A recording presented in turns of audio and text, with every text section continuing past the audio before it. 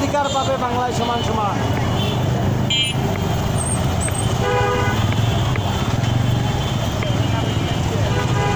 আন্তর্জাতিক মাতৃভাষা দিবস আজ অমর 21শে ফেব্রুয়ারি, এবং আমি এই রাত্র থেকে আজ সকাল থেকে শুরু করে সারাদিনই প্রায় জাতীয় শহীদ মিনারে বিভিন্ন ধরনের সাক্ষাৎ, বিভিন্ন ধরনের টোটাল এবং বিভিন্ন ধরনের কাজ আমি করে যাচ্ছি ধারাবাহিকভাবে।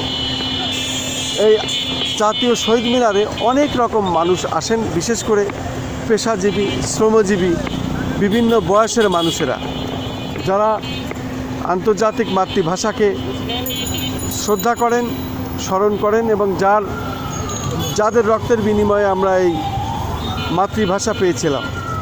পৃথিবীর বুকে একমাত্র আমরাই আন্দোলনের মাধ্যমে এই রাষ্ট্রভাষা বাংলা পেয়েছিলাম।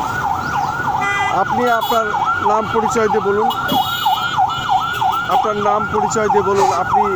আপনি অটো রিক্সা চালক, কতদিন চালান, কি বলতে চান আপনি আজকে যে এসেছেন এখানে, আজকে আন্তর্জাতিক মাতৃভাষা জাতীয় শহীদ মিনারে, বলেন।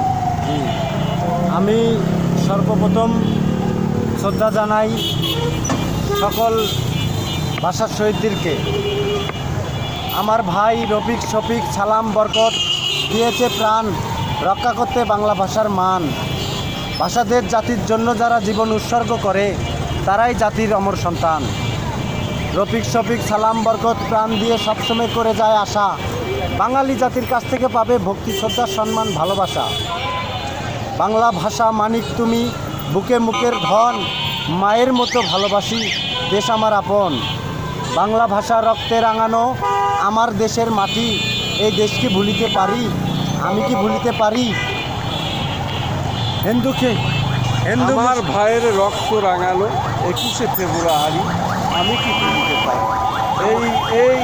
এই অটো চালক সে এসেছে শুধু কোথায় যেন, আপনার গাইবান্ধা, সেই গাইবান্ধা থেকে এই আন্তর্জাতিক মাতৃভাষা দিবসে শ্রদ্ধা জানানোর জন্য জাতীয় স্মৃতিসৌধ, জাতীয় শহীদ মিনারে উনি এসেছেন।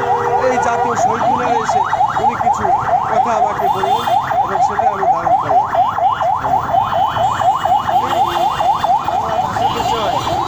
আরও গভীর কিছু কথা বলতে চাই, সেটা আগে আপনি আপনার সাথে কথা বলেন কী বিষয়, তারপরে বলি না। আচ্ছা বলুন, কি বিষয় বলতে চান বলুন।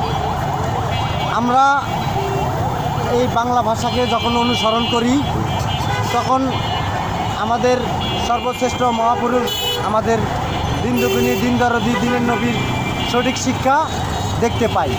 কারণ আমাদের দিনের নবী রাসূল উনি দেশের পক্ষে ছিলেন, জাতির পক্ষে ছিলেন, ভাষার পক্ষে ছিলেন। উনি ওনার জন্মগ্রহণ করছে উনি আরব দেশে, নিজে কখনো দেশের বিরুদ্ধে ছিলেন না। উনি ওনার মাতৃভাষা ছিলেন আরবি ভাষা।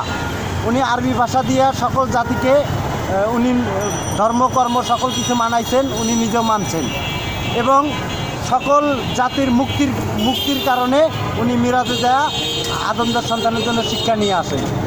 তাহলে